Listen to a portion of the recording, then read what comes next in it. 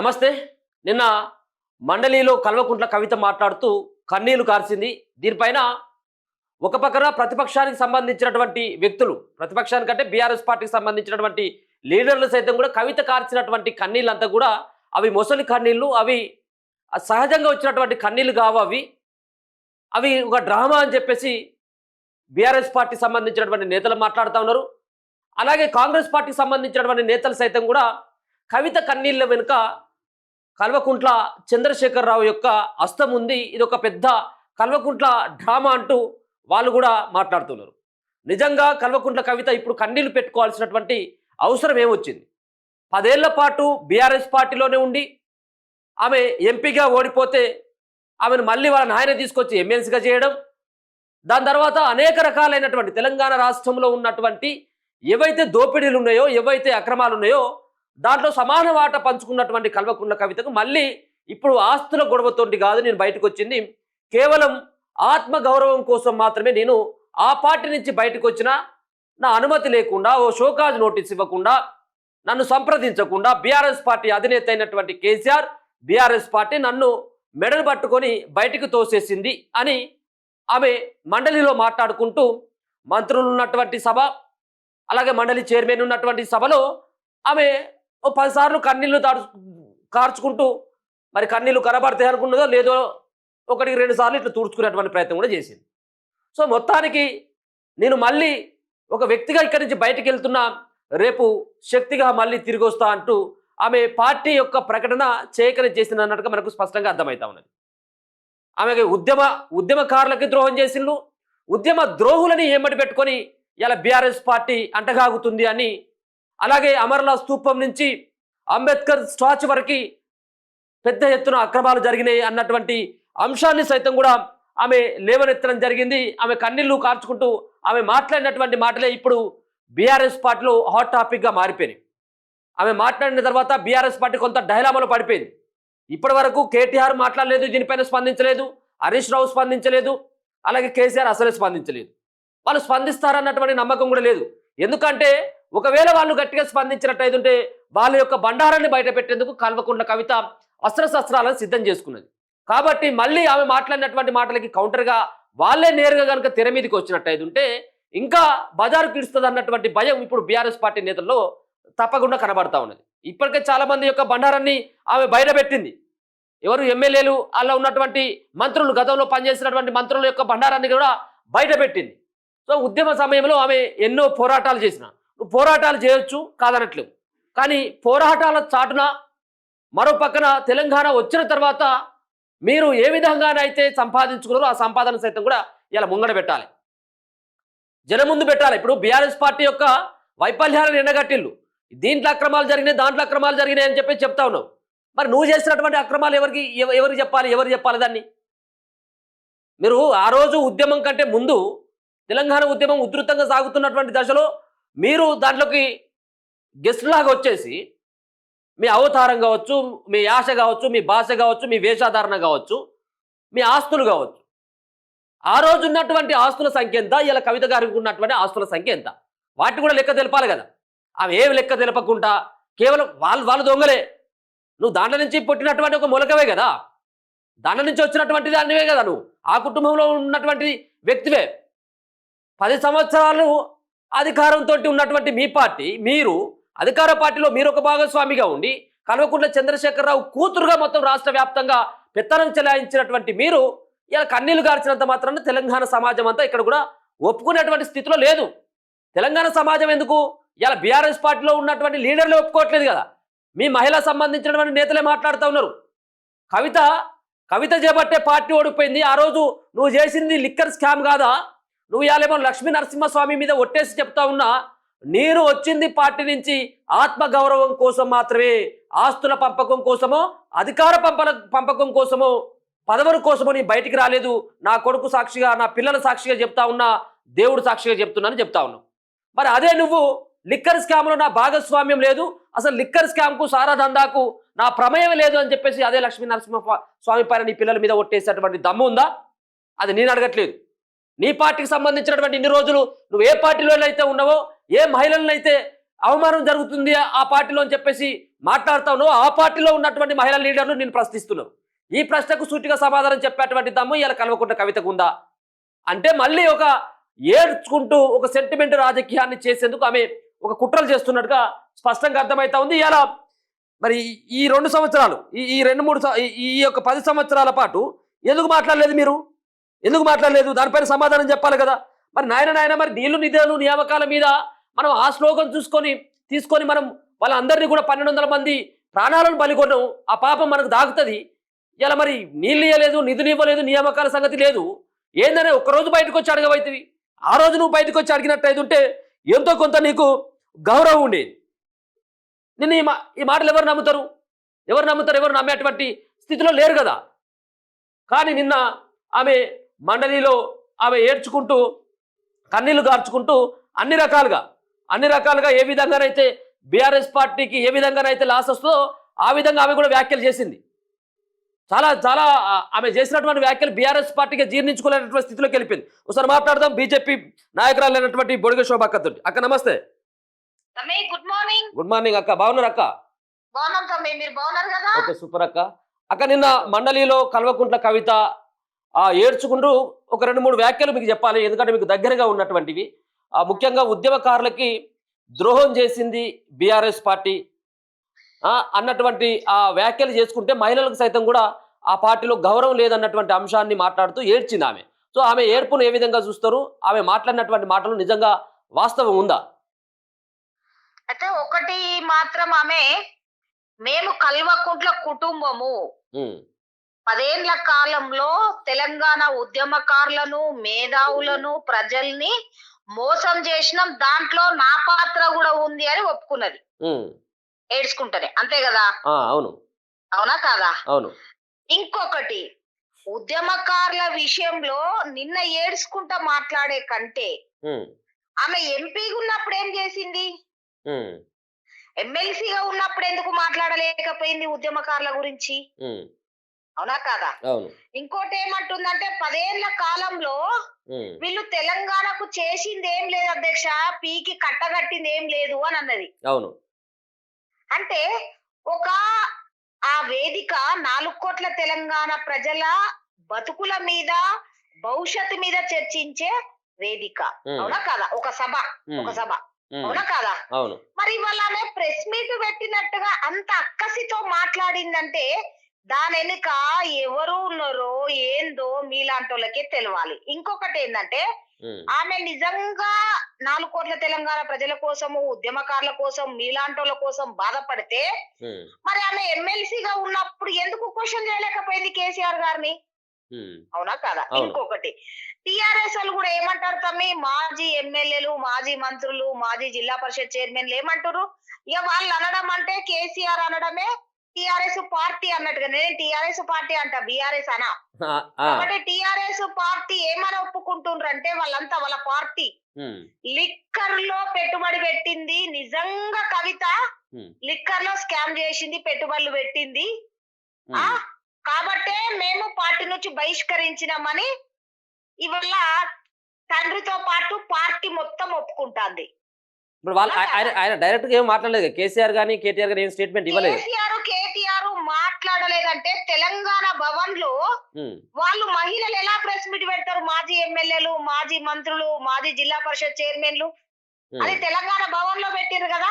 వాళ్ళు పర్మిషన్ ఇవ్వకుండా, తండ్రి కొడుకు పర్మిషన్ ఇవ్వకుండా కవిత మీద ప్రెస్ మీట్ పెట్టగలుగుతారా వీళ్ళు? అంత ధైర్యం ఉందా? అవునా కాదా? అంతే. అంటే మేము డైరెక్ట్ మాట్లాడడం కరెక్ట్ కాదు, మీరు పోయి మాట్లాడితే మా గొంతుకలు అన్నట్టే కదా. అవును. 10 ఏళ్ల కాలంలో అంత దోసుకున్నారు వాళ్ళు, పీకి కట్టగట్టిందే ఉన్నది అధ్యక్ష అని అన్నది. వీళ్ళేమంటారు? ఆమె నిజంగా లిక్కర్ లో పెట్టుబడి పెట్టింది, ఆమె అంతా ఈ కుటుంబాన్ని అంటే టిఆర్ఎస్ పార్టీని, కుటుంబాన్ని, రాష్ట్రాన్ని ఆగం చేసింది, పెట్టుబడి పెట్టింది కరెక్టే, అందుకే జైలు పోయింది, ఆమె నిజంగా దొంగ అని వాళ్ళే అంటారు, మనం అంటలేము. అవును. ఎవరంటారు? టిఆర్ఎస్ వాళ్ళు. టిఆర్ఎస్ పార్టీ అనడం అంటే కేసీఆర్ కుటుంబం అన్నట్టుగా వాళ్ళందరూ అనమంటేనే వాళ్ళు అంటారు. అంటే నేరుగా డైరెక్ట్ ఎవరు కూడా అన్నారు కదా తమ్మి, ఒకరితో అనిపిస్తారు. కాబట్టి ఆ పాత్ర పోషించింది కేసీఆర్ గారు, ఇవాళ కేటీఆర్ గారు. నిజంగా కవితకు ఇంత దుఃఖం వచ్చిందంటే 1200 మంది బిడ్డలు బలిదానాలు అయ్యి ఆ కుటుంబాల ఆగమైనప్పుడు మేము హ్యాపీగా పదవులు పొందుతున్నాం, మరి వాళ్ళకు పెన్షన్ ఇవ్వాలి డాడీ అని ఎందుకు మాట్లాడలేకపోయింది ఆమె? అవును.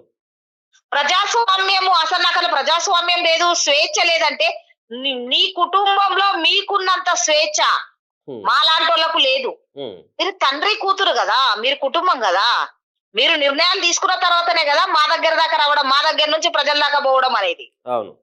అవునా కాదా? అవును. అంటే కవిత దొంగ నేరం చేసింది అందుకే జైలుకు పోయిందని టిఆర్ఎస్ పార్టీ ఒప్పుకుంటుంది, హ్మ్. కేసీఆర్ తో పాటు. తర్వాత 10 ఏళ్ల కాలంలో మేమందరం కలిసి, అంటే నా వాట కూడా ఉంది అని ఆమె ఒప్పుకున్నది పాపం. హ్మ్. హ్మ్. 10 ఏళ్ల కాలంలో నాతో పాటు నేను కూడా దోసుకొని దాచుకున్నా, దుబాయ్ లో 42 అపార్ట్మెంట్లు ఏమో కొనుక్కున్నా, హ్మ్. ఆ లక్షలాది రూపాయలు వాచ్ పెట్టుకున్నా, నేను కూడా హ్యాపీగా ఉన్నా అని ఆమె మనస్ఫూర్తిగా మండల్లో ఒప్పుకున్నది స్పీకర్ ముందు. ఇప్పుడు ఆమె ఏడుపు నిజంగా తెలంగాణ ప్రజలకి జరిగినటువంటి అన్యాయాన్ని తలుచుకొని ఏడ్చిందా? లేకపోతే తనకు రావాల్సినటువంటి ఆస్తుల పంపకాలు గావచ్చు, అధికార పంపకాలు గావచ్చు, లేకపోతే ఆమెను మెడ పట్టుకొని బయటికి గెంటేసిండ్రు పార్టీ నుంచి అన్నటువంటి దానితోటి ఆమె కొంత కుమిలిపోయి ఏడ్చిందనుకోవచ్చా? ఆమె 4 కోట్ల తెలంగాణ ప్రజల కోసం ఏడవలే, హ్మ్. అమరవీరుల కుటుంబాల కోసం ఏడవలే, మేధావుల కోసం, కళాకారుల కోసం, మీలాంటి మీడియా మిత్రుల కోసం ఎందరో చేస్తే కదా మీ తెలంగాణ రాష్ట్రం వచ్చింది. అవును. ఎందరో త్యాగం చేస్తే కదా. ఆమె ఏడవాలి అనుకుంటే ఫస్ట్ ఎంపీ అయినప్పుడే ఏడవనుండే పార్లమెంట్ లో. హ్మ్. ఏమని? గిట్ల మా రాష్ట్రం కోసం ఇంతమంది చనిపోయినరు, హ్మ్. ఆ మాతో పాటు మీరు కూడా సెంట్రల్ లో సహకరించండి అని ఏడవనుండే. హ్మ్. తర్వాత ఆమె ఎంపీగా ఒకసారి గెలిచి రెండోసారి ఓడిపోయినప్పుడు నాకొద్దు ఈ ఎమ్మెల్సీ పదవి, హ్మ్. ఇంకెవరికన్నా తెలంగాణ ఉద్యమకారులకు ఇయ్యు, లేదంటే శ్రీకాంతాచారి తల్లి ఓడిపోయింది కదా, హ్మ్. నేనెట్లా ఓడిపోయినా నన్ను నిజామాబాద్ ప్రజలు ఎట్లా ఓడిచ్చిండ్రో పాపం ఆమె అక్కడ ఓడిపోయి ఉన్నది, మరి ఆ శంకరమ్మకి ఇయ్యి డాడీ ఎమ్మెల్సీ పదవి అని అప్పుడు చెప్తే బాగుండు కదా. హ్మ్. నిన్న ఏడ్చిన ఏడుపుకు నిజమైన అర్థం ఉండు కదా తమ్మి. అవును.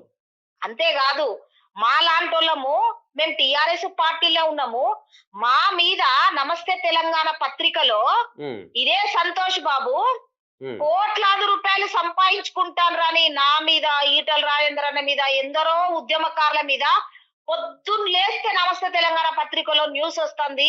సేమ్ పార్టీలో ఉన్నాం కదా తమ్మి, అవును. మేము బోలే వాళ్ళు మమ్మల్ని ఎలగొట్టలే, అవునవును. నమస్తే తెలంగాణ పత్రికలో వస్తుందని.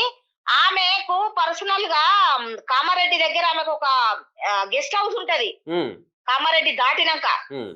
మేమంతా ఉద్యమకారులం పోయి దండం పెట్టి బాధపడ్డాం. అక్క మీరు చెప్తే ఇంటారు సంతోష్ బాబు, హ్మ్. సార్లు కలవనిస్తలేడు మమ్మల్ని, సంతోష్ బాబే మమ్మల్ని గేట్ కాని చెల్లగొడతాడు, హ్మ్. ఆ మీరు చెప్పండి రక్క, మీరు చెప్పి మాలాంటి వాళ్ళు మేము ఎమ్మెల్యేలము ఇంకా మేము పార్టీలో ఉన్నాము, మమ్మల్ని ఎందుకు ఇంత ఇబ్బంది పెడతాడు ఉద్యమకారులను, హ్మ్. ఆ మీరు చెప్పండి అక్క, డాడీ దగ్గర దాకా బోనిస్తలేడు అని మేము చెప్తే మమ్మల్ని ఏమన్నదా అప్పుడు? మాదంతా కుటుంబం, హ్మ్. ఇవల్ల సంతోష్ బాబు వేరు కాదు, కవిత వేరు కాదు, కేటీఆర్ వేరు కాదు, మేమంతా కుటుంబం, మా పార్టీలో మీరుంటుర్రు, నమస్తే తెలంగాణ పత్రికలో ఎన్ని అవమానాలు జరిగినా, ఇంకా ఏది జరిగినా మీరు ఇష్టమైతే ఉండండి, లేకుంటే పోండ్రి అన్నది. ఆ రోజు మొఖం పట్టుకోను మిమ్మల్ని.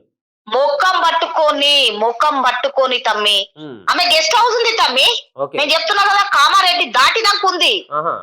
ఆ బ్రహ్మాండమైన గెస్ట్ హౌస్, ఆమె సొంత గెస్ట్ హౌస్. ఓకే.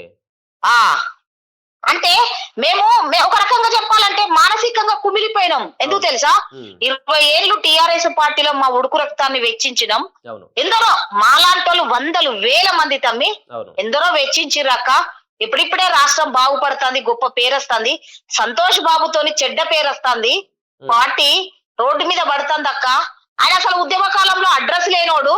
ఆ హ్మ్. వాళ్ళ అయ్యకే నేను చెప్పులు కొనిచ్చిన, చెప్పులు లేకుంటే రవీందర్ రావుకు హ్మ్. అని నేను నిన్న చెప్తే, మా బాబాయ్ వేరు, తమ్ముడు వేరు, మేమంతా వేరా శోభక్క, ఆ! మీ ఇష్టమైతే భరించండి హ్మ్. అని అన్నది. ఓకే. నేను ముందు జాగ్రత్తగానే చెప్పిన కదా. అవును. ఇది నిజం, ఇది నిజం. జగిత్యాల కూడా తమ్ముడు, హ్మ్. జగిత్యాల కూడా రివ్యూ మీటింగ్ లో ఆమె ఎంపీ నా 2 మండలాలు కూడా జగిత్యాలకు వస్తాయి. ఓకే. అక్క సంతోష్ బాబు ఆగడాలు ఆగుతలేవక్క, మానసికంగా బాధ పెడుతుండ్రక్క. హ్మ్. ఆ ఈ పత్రికల సేమ్ పత్రికలో ఇట్లా రాయడం ఎందుకక్క అని అంటే, శుభక హ్మ్. మేమందరం అనుకుంటేనే, ఇది డాడీ నుంచి మేమందరం అనుకుంటేనే పత్రికలైనా మాట అయినా బయటకు వస్తదక్క. ఓకే. మీరు ఆలోచన చేయండి, మేమేం ఇబ్బంది పెడతలేం మిమ్మల్ని. అడ్జస్ట్ అయితే అడ్జస్ట్ కండి, లేకుంటే ఆలోచన చేయండి అని అన్నది. అంతే కదా. ఇప్పుడు మమ్మల్ని అన్నప్పుడు ఇంకొక విషయం తమ్ముడు, ఈటల రాజేందర్ అన్న ఈ తెలంగాణ రాష్ట్రం అధికారంలోకి రావడానికి సర్వం కష్టపడ్డాడు. అవును. సాధిండు, వాళ్ళ కుటుంబాన్ని పార్టీని సాధిండు. ఈటల రాజేందర్ అన్న మీద ఆరోపణ వచ్చినప్పుడు ఏడ్చుకుంటే ప్రెస్ మీట్ పెట్టద్దా? అయ్యో మరి రాజేందర్ అన్నను పంపిస్తాను ఎల్లగొడుతున్నాను ఏడవద్దా? విజయశాంతిని ఆమె పార్టీ విలీనం చేసింది కదా తను. అవును. అయ్యో విజయశాంతిని ఎల్లగొట్టకు డాడీ, నా లాంటి ఒక మహిళ అని ఏడవద్దా? బొడిగ శోభక్క గాలను ఎల్లగొట్టేటప్పుడు ఆమె ఉద్యమకారురాలు, ఎల్లగొట్టకు డాడీ అనద్దా? అవును. రేఖా నాయకుని ఎల్లగొట్టేటప్పుడు ఒక మహిళను ఎల్లగొట్టొద్దనద్దా? అవునా కాదా? అవును. ఇవాళ కొండ సురేఖక్కని ఎల్లగొట్టేటప్పుడు ఎల్లగొట్టొద్దనద్దా? అంటే అప్పుడేమో ఈ మహిళలు గుర్తుకు రాలే, కానీ ఆమెకు దుఃఖం రాగానే, ఆమెకు ఏడుపు రాగానే 4 కోట్ల తెలంగాణ ప్రజలు ఏడుతారా? 4 కోట్లలో 2 కోట్ల పైచిలకు మహిళలు ఉన్నారు, వాళ్ళు ఏడుతారా? ఆమె మహిళనా తమ్మి? ఆమె ఆడబిడ్డనా? వాళ్ళే అంటారు నిజమైన ఆడబిడ్డ అయితే లిక్కర్లు ఎట్లా పెట్టుబడి పెడతదని. నిన్న ప్రెస్ మీట్ లోనే వాళ్ళంతా మహిళలంతా ఓపెన్ గా తెలంగాణ భవన్ లో ప్రెస్ మీట్ పెట్టిండ్రు. అవును. అవునా కాదా? ఎందుకోసం అక్క, మరి ఎందుకోసం ఏడ్చింది అని అనుకోవచ్చు మరి ఇప్పుడు దీంట్లో? ఇక ఏడ్చుడంటే తమ్మి పాపం ఆమె ఏమనుకుంటుందంటే, నేను ఏడ్చుకుంటా పోతే మన తెలంగాణ ప్రజల ఆత్మ ఎలా ఉంటదంటే, బాధలో ఉంటే బాధలు పంచుకొని అర్థం చేసుకునే మనస్తత్వం ఉన్న ప్రజలున్నారు మన దగ్గర. కాబట్టి నేను బాధపడిపోతే నాకు అనుకూలంగా ఉంటది, నన్ను ఆదరిస్తారు అనుకుంటాంది, కానీ ప్రజలు ఆదరించరు. ఇవాళ ఆమెకు కేసీఆర్ బిడ్డ అంటేనే గౌరవం దొరికింది ఈ రాష్ట్రంలో. ఏ రాష్ట్రానికి పోయినా కేసీఆర్ బిడ్డ అంటేనే ఇవాళ ఆమెకు ఒక గౌరవం దక్కింది. అంతే తప్ప గాని ఆమె ఇవాళ ఏడ్చినంత మాత్రాన, ఆమె బాధపడ్డంత మాత్రాన మా మహిళా లోకం బాధపడదు. ఎందుకంటే మా మహిళలు చేసింది ఏం లేదు, ఉద్యమకారులకు చేసింది ఏం లేదు, అమరవీల కుటుంబాలకు చేసింది ఏం లేదు. ఆమె ఏడుపంతా కూడా ఇంకా కొంచెం వాటా వస్తే బాగుండు, అంత సంతోష్ బాబుకే పోబట్టే, కేటీఆర్ కే పోబట్టే, నా వాటా ఎందుకో తక్కువ అయిపోయింది అనేది ఒక బాధ తప్ప ఆమె ప్రజల కోసం ఏడ్చింది ఏం లేదు తమ్మి అందులో. ఓకే, రైట్ అక్క, right. Thank you so much. Okay, ఇది బొడిగె శోభక్క గతంలో బీఆర్ఎస్ పార్టీ నుంచి ప్రాతినిధ్యం వహించింది. బీఆర్ఎస్ పార్టీ నుంచి ఆమె ఎమ్మెల్యే గెలిచినటువంటి వ్యక్తి. ఉద్యమంలో కేసీఆర్తో పాటు బీఆర్ఎస్ పార్టీకి సంబంధించినటువంటి నేతలతో అనుబంధం ఉన్నటువంటి వ్యక్తి. కవితతో సైతం కూడా సంబంధాలను ఇప్పుడు బీజేపీ పార్టీలో ఆమె కొనసాగుతూ ఉంది. ఆమెకు కూడా ఆ ఉద్యమం సమయం, అలాగే కేసీఆర్ తోటి ఉన్నటువంటి పరిచయాల నేపథ్యంలో నిజంగా ఉద్యమ ద్రోహులకు అన్యాయం చేయవచ్చు. కవిత అన్నా అనకపోయినప్పటికీ కూడా చాలా మంది కూడా అమర కుటుంబాలకి అన్యాయం చేసినటువంటి చరిత్ర సైతం కూడా కేసీఆర్ బీఆర్ఎస్ పార్టీకి దక్కుతుంది. సో మొత్తానికైతే కల్వకుంట్ల కవితతోటి గతంలో పనిచేసినటువంటి వాళ్ళు, ఇప్పుడు ఉన్నటువంటి ఎమ్మటి ఉన్నటువంటి వాళ్ళు, ఇన్ని రోజులు ఎమ్మటి ఉన్నటువంటి వాళ్ళు సైతం కూడా కవిత ఏడ్చినటువంటి దాన్ని ఎవరు కూడా సమర్థించట్లేదు. ఎందుకంటే సెంటిమెంట్ను రగిల్చడంలో కల్వకుంట్ల కుటుంబానికి వెన్నతో పెట్టినటువంటి విద్య. ఎప్పుడు ఎవరిని ఏ విధంగా వాళ్ళ వైపు తిప్పుకోవాలన్నటువంటి దాంట్లో వాళ్ళు ఫుల్ సక్సెస్ అవుతారు వాళ్ళు ఎప్పుడైనా. ఎందుకంటే వాళ్ళకి తెలుసు సెంటిమెంట్ని ఎప్పుడు ఉపయోగించుకోవాలి, యువతను ఏ విధంగా రెచ్చగొట్టాలి, ఏ విధంగా వాడుకుంటే ఏ సంబంధించినటువంటి విషయాన్ని ఎప్పుడు వాడుకుంటే వాళ్ళకి మైలేజ్ వస్తుంది అన్నటువంటి విషయంలో వాళ్ళకు ఒక క్లారిటీ ఉంటుంది. సో మళ్ళీ ఒకసారి ఒక డ్రామా, ఒక ట్రిక్ ప్లే చేసినట్టుగానే చాలామంది అర్థం చేసుకుంటారు. ఇప్పుడు కవిత ఏడ్చింది, దాంతోపాటు ఇలా మళ్ళీ లిక్కర్ స్కామ్కి సంబంధించిన అంశం మళ్ళీ తెర మీదకి వచ్చింది. అంటే లిక్కర్ స్కాము బీఆర్ఎస్ పార్టీ వాళ్ళే ఓపెన్ స్టేట్మెంట్ ఇస్తున్నారు. ఇప్పుడుగా లిక్కర్ స్కామ్లో ఇలా బీఆర్ఎస్ పార్టీలో ఉండి 100,000 కోట్లు సంపాదించుకొని లిక్కర్ స్కామ్లో పెట్టుబడులు పెట్టింది అనేది. ఇన్ని రోజులేమో బీఆర్ఎస్ పార్టీ వాళ్ళు వెనకేసుకొచ్చిళ్ళు, లేదు లిక్కర్ స్కామ్ ఏం లేదు, ఇలా బీజేపీ పార్టీ కావాలని చెప్పేసి కేసీఆర్ని ఇబ్బంది పెట్టేందుకు కల్వకుంట్ల కవితను అరెస్ట్ చేసిందని కొంత బీఆర్ఎస్ వాళ్ళు వెనకేసుకొచ్చింది. ఇప్పుడు వెనకేసుకొచ్చేటువంటి ప్రయత్నం కాదు కదా, వాళ్ళే నిజాన్ని నిర్భయంగా ఒప్పుకుంటా ఉన్నారు. ఇప్పుడు కల్వకుంట్ల కవిత ఇప్పుడు ముందు గొయ్యి వెనకపోతే నువ్వు అన్నటువంటి తీరుగా కవిత యొక్క వ్యవహారం అయితే మారిపోయింది. రేపు మాపో ఆమె పార్టీ పెట్టాలన్నటువంటి ఒక ఆలోచన కూడా చేస్తున్నట్టుగా స్పష్టంగా అర్థమవుతుంది. చూస్తూనే ఉండండి మనతో.